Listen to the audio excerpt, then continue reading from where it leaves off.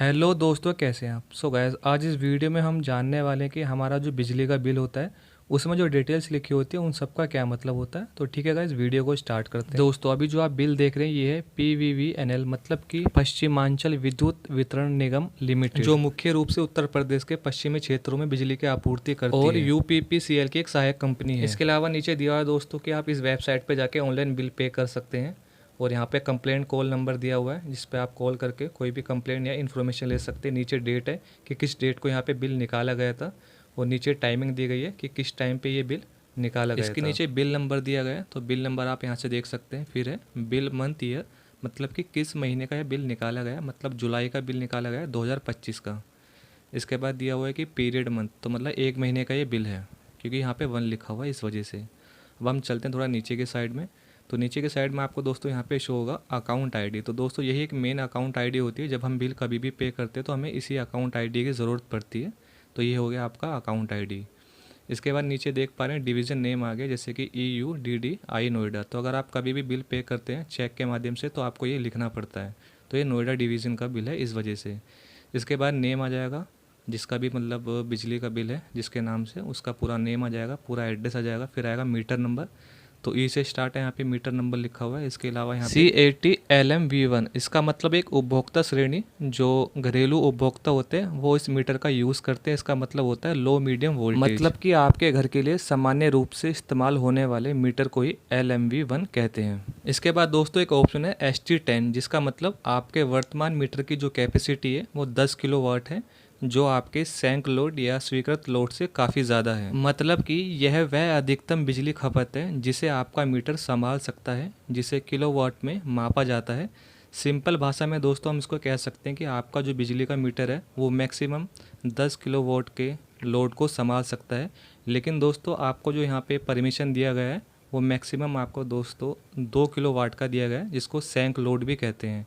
लेकिन आपका जो मीटर है वो 10 किलोवाट तक की लोड को सहन कर सकता है। उदाहरण के तौर पे यदि आपका मीटर 10 किलोवाट का है तो यह 10,000 वोल्ट तक की बिजली की निगरानी कर सकता है। इसके बाद है सैंक लोड या सैंक्शन लोड 2, मतलब कि आपका बिजली कनेक्शन के लिए जो स्वीकृत लोड है वो 2 किलोवाट है। यह वह बिजली की क्षमता है जो आपने अपने बिजली कनेक्शन के लिए परमिशन लिया हुआ है, जैसे कि 2 किलोवाट का आपका मीटर है तो आप 2 किलोवाट तक का ही लोड यहाँ पे डाल सकते हैं। इसके बाद है मैक्सिमम डिमांड, जो कि है 3.8 किलोवाट।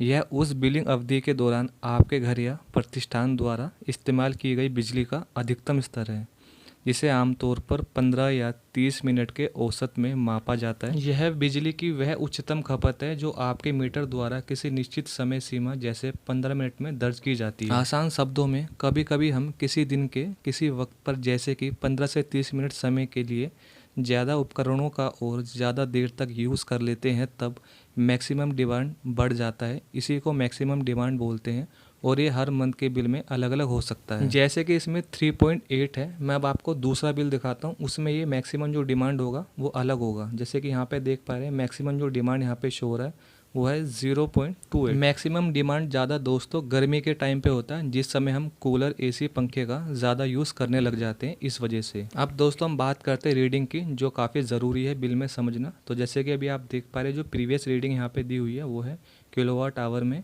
जो कि है 20,228 और प्रेजेंट में दी हुई है 20,393। फर्स्ट वाले को सेकंड वाले से माइनस कर देंगे और इन दोनों का जो डिफरेंस रहेगा वो रहेगा 165 यूनिट का।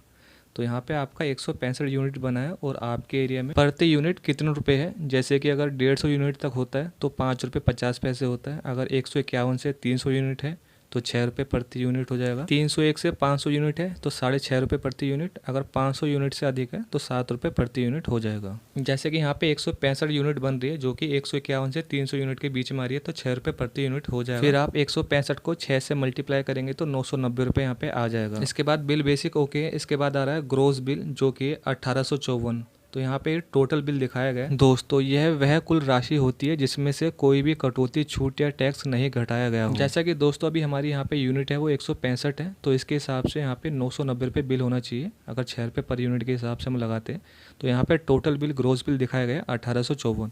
तो ऐसा क्यों है दोस्तों? ऐसा इसलिए क्योंकि इसमें काफ़ी सारे चार्जेस होते हैं, जैसे कि एनर्जी चार्ज। वो तो दोस्तों हम जो बिजली यूज़ करते हैं, यूनिट जितना यूज़ करते हैं उसके हिसाब से वो चार्जेस बन गया। लेकिन इसके अलावा भी काफ़ी चार्ज होते हैं, जैसे कि फिक्स चार्ज है, मीटर सर्विस चार्ज है, इलेक्ट्रिसिटी ड्यूटी है, सनड्राइज चार्जेस है, और इसके अलावा भी दोस्तों 2-3 तरह के और चार्ज होते हैं। कुल मिला के 5-6 तरह के चार्ज होते हैं।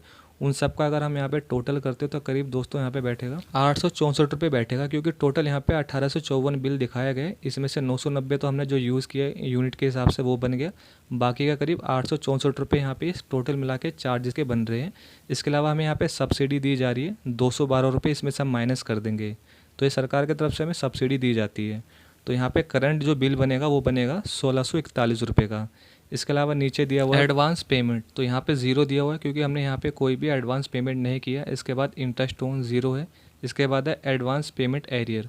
एरियर का मतलब दोस्तों होता है कि बकाया, कि आपका पिछली बार कोई बकाया तो नहीं रह गया था, लेकिन यहाँ पे दोस्तों माइनस में दिखा रहा है 0.33। दोस्तों इसका मतलब ये है कि पिछली बार हमारे 33 पैसे एक्स्ट्रा हमने बिल में पे कर दिए थे, जो इस बार 33 पैसे माइनस कर देंगे इस वाले बिल में से। अगर दोस्तों एरियर के सामने यहाँ पे संख्या माइनस में नहीं होती, अगर प्लस में होती, अगर प्लस में यहाँ पे 500 रुपये लिखे होते तो इसका मतलब दोस्तों ये हुआ कि अपने पिछली बार 500 रुपये पे नहीं किए थे, वो वाले आपको फिर इस वाले बिल में 500 रुपये पे करने पड़ेंगे। दोस्तों एरियर के सामने अमाउंट तभी लिखा था जब आपने अपना पिछला बिल पे नहीं किया होता। इसके बाद है टोटल पेबल अमाउंट 1594, फिर है amount payable 1581 by due date. अगर आप ड्यू डेट से पहले या ड्यू डेट तक अमाउंट पे कर देते हैं, जो कि है 16/7/2025 तक, तब आपको 1581 रुपये पे करने पड़ेंगे। अगर आप 16 तारीख के बाद और 23 तारीख से पहले अमाउंट अगर पे करते हैं तब आपको 1594 रुपये पे करने पड़ते हैं, और 23 तारीख तक अगर आप पे नहीं करेंगे तो आपका जो मीटर है वो डिस्कनेक्ट कर दिया जाएगा। तो दोस्तों वीडियो हुई कंप्लीट। मुझे उम्मीद है आपको वीडियो काफ़ी इन्फॉर्मेटिव लगी होगी। अगर वीडियो आपको अच्छी लगे वीडियो लाइक कर देना,